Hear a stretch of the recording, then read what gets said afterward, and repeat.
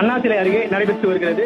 இந்த ஆர்ப்பாட்டத்தில் திருப்பத்தூர் மாவட்ட கழக செயலாளர் முன்னாள் அமைச்சர் சி வீரமணி தலைமையில், கிழக்கு மாவட்ட செயலாளர் முன்னாள் அமைச்சர் ராமச்சந்திரன் முன்னிலையில் நகர ஒன்றிய அணி பிற கழக நிர்வாகிகள் என பொதுமக்கள் என 3000க்கும் மேற்பட்டோர் கலந்து கொண்டு தற்போது இந்த ஆர்ப்பாட்டத்தில் ஈடுபட்டு வருகின்றனர். குறிப்பாக அண்ணாமலையார் கோயிலுக்கு வரும் பக்தர்களுக்கு அடிப்படை வசதிகள் மற்றும் தரிசனம் செய்ய உரிய ஏற்பாடு செய்யாததை கண்டித்தும், திருவண்ணாமலை மாநகரில் கடுமையான போக்குவரத்து நெரிசலை முறையாக கட்டுப்படுத்தவில்லை என்றும், மாநகராட்சியில் உள்ள குடியிருப்புகள் 15 நாட்களுக்கு ஒருமுறை மட்டுமே குடிநீர் வழங்குவதை கண்டித்தும், மாநகராட்சியில் குடிநீருடன் சாக்கடை நீர் கலந்து வருவதால் சுகாதார சீர்கேடு ஏற்பட்டு குடியிருப்பு வாசிகள் மிகுந்த அவதிக்குள்ளாவதை கண்டித்து, இதைத் தொடர்ந்து திருவண்ணாமலை கிழக்கு மாவட்ட கழக சார்பில் மாபெரும் கண்டன ஆர்ப்பாட்டம் தற்போது நடைபெற்று வருகிறது.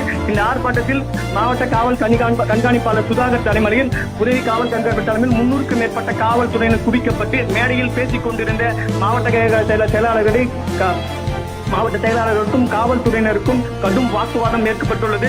அதேபோல் தொண்டர்களுடைய வாக்குவாதத்தில் ஈடுபட்டு வருகின்றனர். தற்போது அவர்கள் கைது செய்யும் பணியில் ஈடுபட்டு வருகிறார்கள் காவல்துறையினர். இதனால்